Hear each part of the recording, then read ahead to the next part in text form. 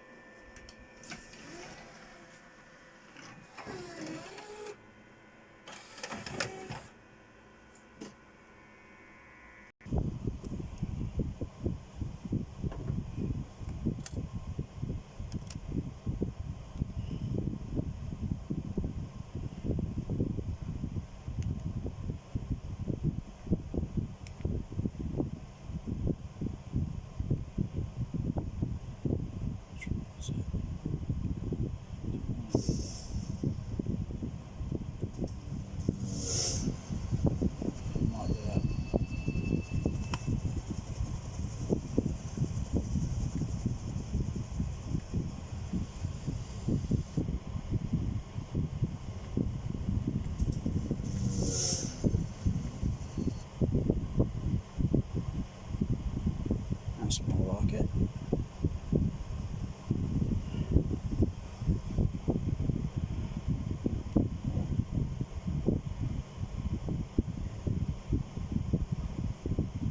I think I've got it set on the wrong setting there.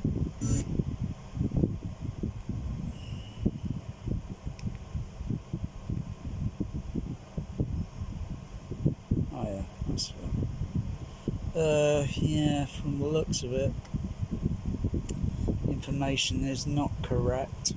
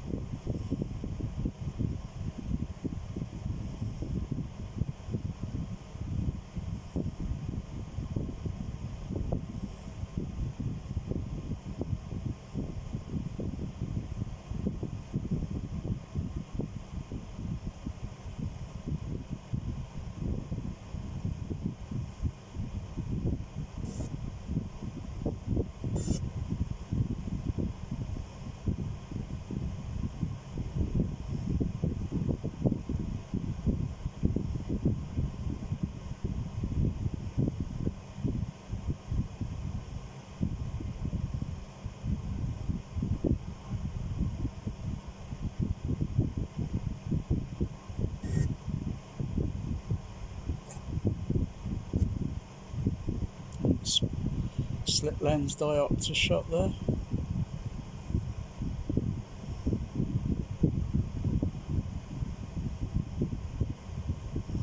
But I think this is one of those other, sort of movies with an overrated cinematographer. Or I don't know who is doing it, why they're doing it, but really, the information on laser database site saying this is 235 is incorrect, because it's not, because otherwise the black bars here would be a little bit more, this would be a little bit more down, wouldn't be there, it'd be about here sort of thing. Yeah, so it's still kind of like what they're doing is zooming in on the scope image, therefore it's cropping it off. It's like what they usually do on pan and scan, when you usually see that, well, many years ago. You don't usually see that now today, where they got a scope print, but it might have been telesync on the but when it's sent, they show it like a scope on the opening of such and such whatever movie, and then as soon as the opening credits, opening titles are finished, and then it sort of like widens out. But sometimes you used to get sort of very, very faint bars, black bars, but they were very thin. Yeah, but it was still pretty much panned and scanned. You might as well just slightly pan and scan this bloody thing, because it's not 235. It's not even on Blu-ray or 4K or whatever bloody ever, it's still cropped. But at least it was cheap. I think it was cheaper than buying the DVD, actually. But maybe compare the soundtrack. Um, maybe compare the soundtrack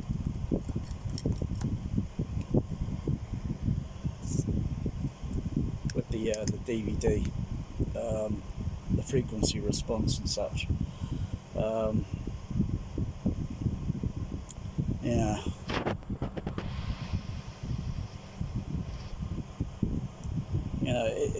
Blowing it up to this sort of size, is trying to make it look like it's bloody 70mm. But they didn't do, blow up prints and all that were not sort of common then. They were sort of like SRD was taken over, so there was no really no need to do 70mm 6-track releases anymore. Magnetic, and if there were any, they were probably digital, and this magnetic soundtrack cost quite a bit, as far as I know. I think the batteries are in the remote are they're getting a little bit dim, in the.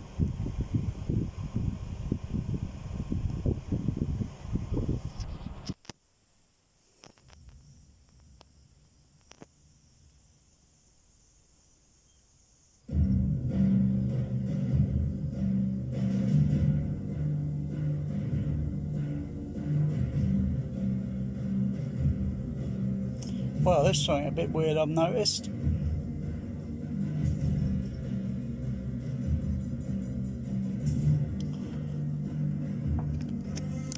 Apparently, I think this might be a bit like Hunt for Red October, which I've heard stories about, because there's only one channel on the surround channel here that's active. Right channel's inactive.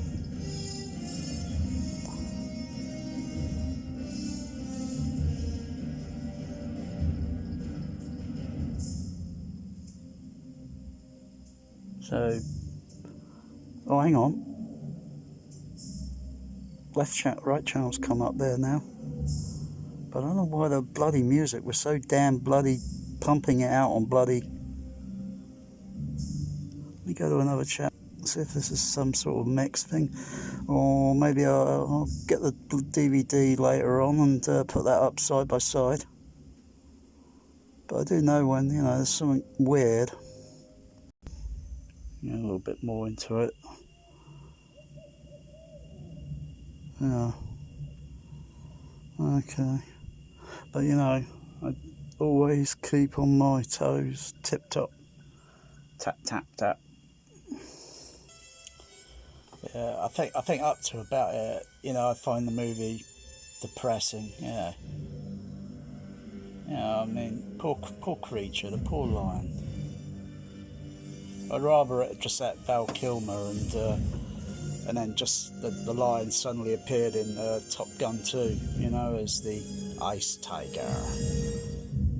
No, I don't like this sort of shit now.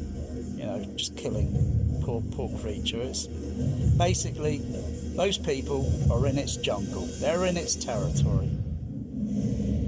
It's like nah, too depressing. Too depressing. I'll just put this on the bloody shelf, It's just too damn depressing, that. But it would have been better if there was an alternate bit to the story where...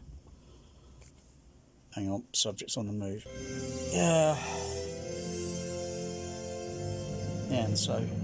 Wow, just to build a bloody bridge. Big deal. Yeah, that's the director there. So, I mean, what's the bloody point of cropping his, the bloody artwork, huh? That's like having a bloody picture in a bloody art gallery, going up there, throwing black paint over one left side and one half right side of the bloody painting, and then you only see a proportion of the bloody painting, huh? Fuck's sake. I think this movie, I don't think budgetly, box office, that's it. I don't think it did very well. I think it's sort of like, yeah, So it's like one of these other like sort of like kind of like cult whatever fans, whatever fans want. But you know, you're not getting the full. You know, it's like if you do that, then there's probably no more need to release the bloody thing again. If you get my meaning. So it's just a bloody milk it over and over shit, you know. And it's pointless buying it on bloody Blu-ray. You might as well just keep it on DVD. If you got the laserdisc, this version, or the other AC, NTSC, USA, you might as well just keep that because you ain't getting anything more. It's not an opinion. It's based on based on principles. Yeah, if the studios are going to keep fucking consumers over it all the time, then fuck them. You know, the only way you're going to see this in actual scope form is probably on a 35mm print at a cinema, if they ever show it anywhere, whatever again. And I wouldn't be surprised if all the versions that if they ever appear on streaming, whatever, are probably the same bloody print.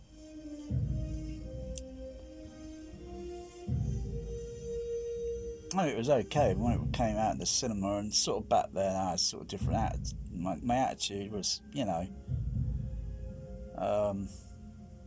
different with like, you know, but you know, now, you know, since I've had pets and cats and I just don't like seeing all this shooting animals and shit in movies. It just pisses me off, and it just puts the film fucking down. I mean, it wouldn't be so bad if there was an alternate version, like I say, where it eats Val Kilmer. Yeah, I'd watch that if it ate the Iceman. Really couldn't give a fuck about that. Top Gun Part 2, whatever crap. Yeah, this was some sort of cool shit back then. I mean, look at the sound team on it. Look at the bloody sound team, sound editors, music editors, FX, and all this blooming stuff. Because it sounded pretty cool, even in Dolby Stereo A-type.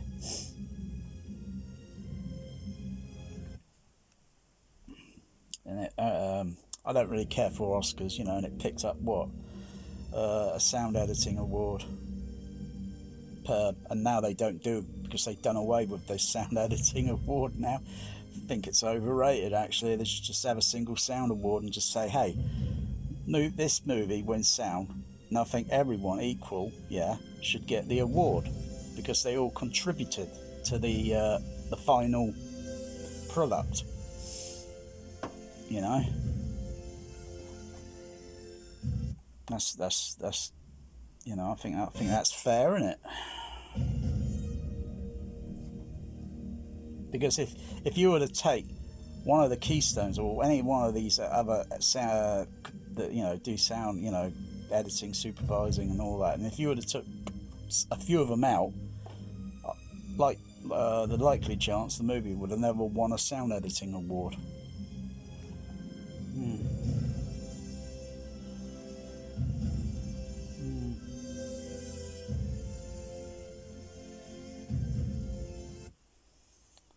See, they call it Dolby Stereo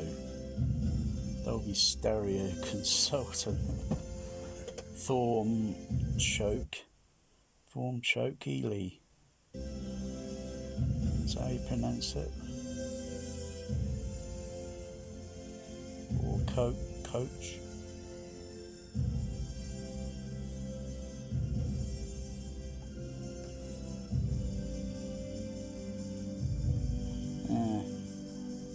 That's just the surrounds playing in the background, but I haven't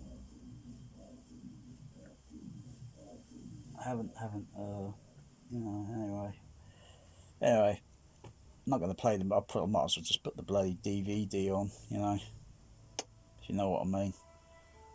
There's bloody no point. They're going to keep cropping bloody image on bloody scope movies. I think it was full scope anamorphic lenses, not Super 35.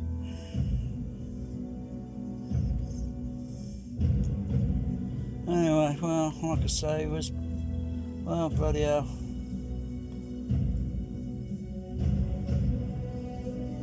Yeah. Let's go to Get up to nearly the end.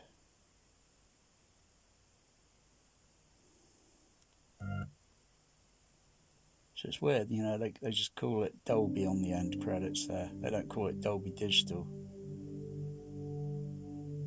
So, you know, that could just mean, you know, Dolby on the end credit. That could mean, like, well, it could be depending on what print is sent out where or whatever, or what print's made.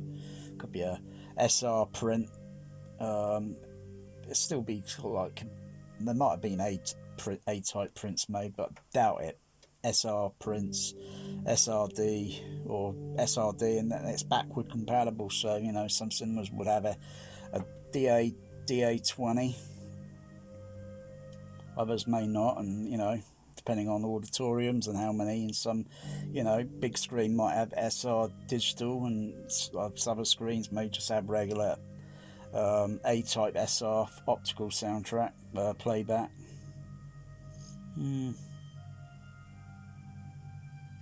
It's a bit flickery on the transfer here, I have to say, but looking at it, how the camera is processing it on the camera that is here, but the you know, it's got quite a bit of chroma there in the imaging, and there's slight kind of a kind of jittery sort of effect in the I suppose pause it,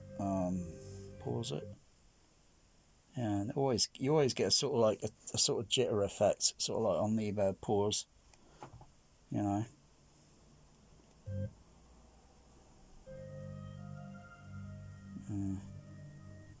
Yeah, animal cruelty and shit. Yeah, yeah, like Val Kilmer was doing animal cruelty in this movie. Oh, I've had enough of it. Fuck off, Iceman.